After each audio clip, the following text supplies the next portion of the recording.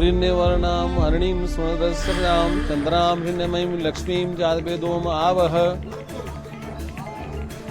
महालक्ष्मी के पूजन का जो त्योहार है दीपावली, वो हर वर्ष कार्तिक मास की अमावस्या को आता है।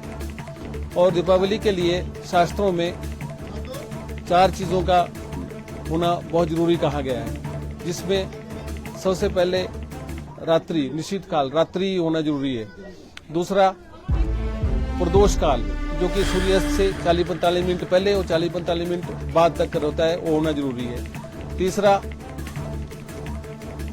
अमावस्या तिथि, और चौथा स्थिर लगन। तो इस प्रकार ये चारों चीजें हैं कि 20 तारीख को ही हमें मिल रही है, क्योंकि अमावस्या 20 तारीख को शाम को 3:45 में शुरू हो जाएगी और 21 तारीख को 5:54 तक रहेगी। और ये जो तीनों चीजें हैं, प्रदोष काल, निश्चित काल और स्थिर लगन, जो वृष लगन है, सिंह लगन है, वृश्चिक लगन है और कुंभ लगन है, ये चारों स्थिर लगन कहे गए हैं, जिसमें से 2 लगन रात्रि को इन दिनों पड़ेंगे। 20 तारीख को वृष लगन पड़ेगा 7:05 से लेकर के 8:55 तक।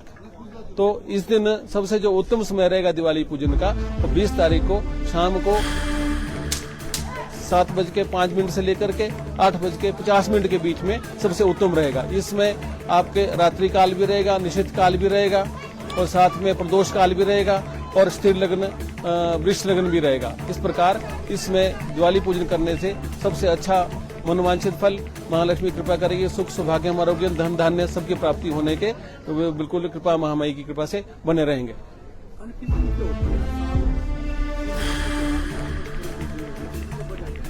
असल में क्या है, क्या कुछ लोग ना ऐसे बीच में आ गए हैं जो पारंपरिक रूप से जो कर्मकांड या ज्योतिष संबंधित नहीं है। हमारे 2 तरह की चीजें हैं इसमें, जिसमें एक है कि कुछ हमारी जो त्योहार है लगती तिथि के मनाए जाते हैं, जैसे एकादशी है और है कई चीजें हैं अलग अलग प्रकार के, और अलग अलग संप्रदाय भी है। जैसे हम यहाँ जो उत्तर भारत में है, यहाँ पर शैव और शाक्त ज्यादा हैं। वैष्णव संप्रदाय के लोग कम। वैष्णव संप्रदाय में सूर्योदय कालीन तिथि जो होती है उसी के दिन त्योहार मनाया जाता है, चाहे उसमें 2 घड़ी रहेगी, बाकी दूसरी तिथि आ जाएगी। लेकिन हमारे जो उत्तर भारत में है, यहाँ जो है तो जिस समय वो त्योहार पड़ता है उस समय जो तिथि में पड़ना चाहिए उस समय ही मनाते हैं। इसमें जैसे शिवरात्रि है, कृष्ण जन्माष्टमी है, दीपावली है, ये रात्रि के त्योहार है, ये रात्रि को ही मनाए जाने चाहिए, रात्रि को मनाने चाहिए। इसमें थोड़ी इस वजह से थोड़ी कंफ्यूजन है।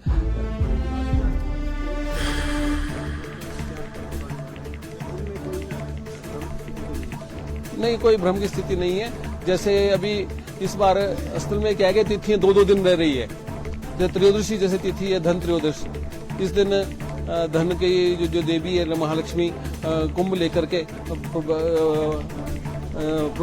कुंभ को लेकर के प्रकट हुई थी, और साथ में धन्वंतरी जी जो स्वस्थ आरोग्य के देवता हैं, वो भी प्रकट हुए थे अमृत का कलश लेकर के।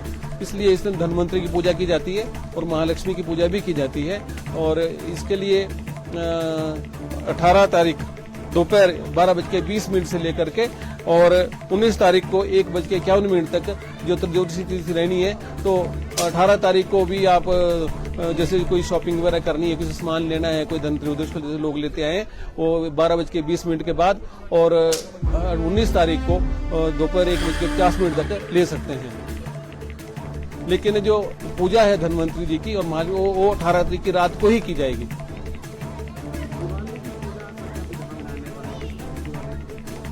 देखिए, आप अपनी परंपरा के अनुसार पूजा करनी चाहिए। सबसे पहले अपने घर में एक सामने कोई लकड़ी का एक पतड़ा या बाजोट बोलते हैं वो रखिए। उसके साथ उसके ऊपर कोई पीला या ऑरेंज या लाल कपड़ा बिछा दीजिए। उसके ऊपर महालक्ष्मी का, श्री गणेश जी का और माँ सरस्वती का चित्र रखिए। अपने कुल देवी देवते का प्रतीक हो, कोई उनका फोटो रखिए, प्रतीक रखिए। और सामने अपने जहाँ बैठे हैं दाईं तरफ सरसों तेल का दीपक जलाएं और बाईं तरफ सामने अपने घी का दीपक जलाएं। और दीपक के साथ, सरसों के दीपक के साथ ही आप धूप भी जलाएं।